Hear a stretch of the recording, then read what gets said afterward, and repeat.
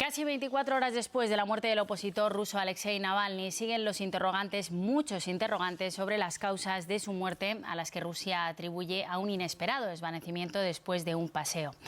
Hablamos con Rafael Calduch, le conocen, es catedrático de Derecho Internacional y Público de la Universidad Complutense. ¿Qué tal, Rafael? Bienvenido. Hola, buenos días, muchas gracias. Bueno, señor Calduch, ¿cree que Rusia ha matado lentamente a Navalny, como ha dicho el presidente de Estados Unidos y como también venían advirtiendo gente de su entorno y él mismo? Bueno, yo no creo que haya muerto tan lentamente, porque según las declaraciones de su madre, lo vio el 12 de febrero y lo vio bien. Incluso dijo que tenía buen humor.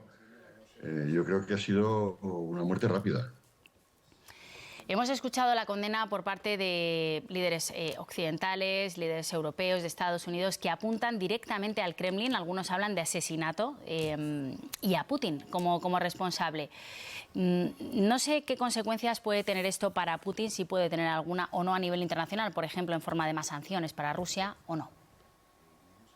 Sí, bueno, lo primero que habría que decir es que Rusia está, y cuando digo Rusia me refiero no solamente al gobierno ruso y al presidente Putin, sino a la propia sociedad rusa, está desde hace 2 años en una situación de guerra. Y por tanto, si algo caracteriza las situaciones de guerra en los países es la automática suspensión de todos los derechos fundamentales para sus ciudadanos. Lo digo porque no es algo que haya surgido ahora de repente. En ese contexto, obviamente, la garantía de los presos, y en este caso de Navalny, le corresponde al Estado ruso y, en último extremo, a su presidente, que yo no creo que haya tenido una implicación directa en el caso de la muerte de Navalny, pero sí tiene una responsabilidad institucional. ¿Por qué creo que no ha tenido una implicación en la muerte directa? Porque para eso están otros responsables de los órganos de seguridad del Estado, en este caso del sistema de prisiones de Rusia. Pero sí que creo que desde el punto de vista de la legitimidad y de la opinión pública rusa, esto no creo que le vaya a pasar factura a Putin a un mes vista de las elecciones. Y en este caso, Putin fundamentalmente lo que busca es el respaldo de su población y de su opinión pública. Y a estas alturas le importa poco, relativamente poco, lo que puedan pensar y decir los dirigentes occidentales, empezando por el presidente Biden. Claro, Rafael, porque efectivamente, bueno, en Rusia ya desde hace más de 2 décadas que está Putin en el poder, las libertades, los derechos fundamentales han ido a menos y en los 2 últimos años, efectivamente, con la guerra de Ucrania, incluso no se puede hablar de guerra, se tiene que hablar de recuperación de territorios de la Gran Rusia, etcétera. Ha habido muchos periodistas que han sido expulsados y nos contaba el otro día aquí en Plató nuestra compañera ex corresponsal Erika Reija que un simple estudiante por manifestarse podía dejar de los estudios, era detenido, no le permitían seguir estudiando, una persona podía también perder su empleo y eso como castigo mínimo, ¿no? En cualquier caso, es larga la lista de opositores que mueren en Rusia o en el extranjero. En Londres, por ejemplo, ha habido muchos casos también en extrañas circunstancias. Prácticamente ya no hay oposición a Putin, ¿no?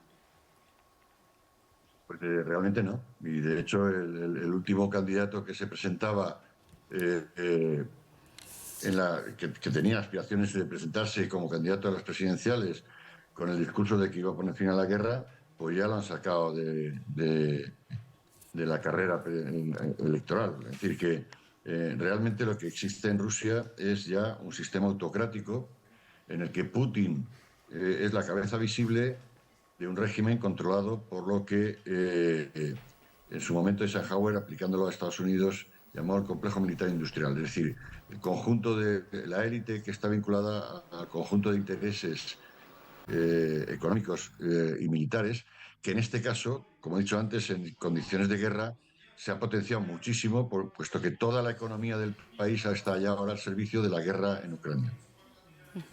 Bueno, repercusiones tras la muerte de Navalny en cuanto a los resultados de las próximas elecciones rusas, imagino que no va a haber. Tampoco estamos viendo disturbios en la calle, sí homenajes. Nos han llamado la atención esas imágenes de esta noche, Rafael. bueno, de personas sin identificar, vestidas de negro, encapuchadas, retirando los mausoleos que han ido colocando los seguidores de Navalny en puntos como Moscú y en otras zonas de Rusia también. Claro, porque se ha prohibido el que se hiciesen precisamente este tipo de manifestaciones públicas y se ha dicho claramente, desde el punto de vista legal, que iban a ser consideradas manifestaciones ilegales. Por tanto, lo que hay que decir es que no hay previsiblemente un coste político o electoral para Putin de la muerte de Navalny.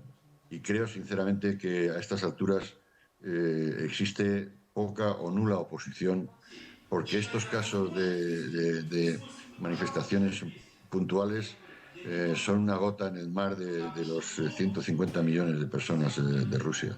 Navalny sabía que para, bueno, intentar derrocar a Putin y toda esa estructura de poder había que movilizar a la población, ¿no? Pero es muy complicado, Rafael, en una situación en la que los medios de comunicación están controlados, en las que los partidos que hay en la Duma también son pro gobierno, pro Putin, y no hay oposición, y los valientes, porque realmente los ciudadanos que ayer salieron a la calle con velas, algunos con pancartas, jugándose una detención, jugándose perder el trabajo, etcétera, bueno, pues fueron incluso pocos, ¿no? Me refiero que esa movilización social es muy complicada en Rusia ahora mismo para que se pudiera dar algún tipo de confrontación a Putin y al Kremlin, ¿no?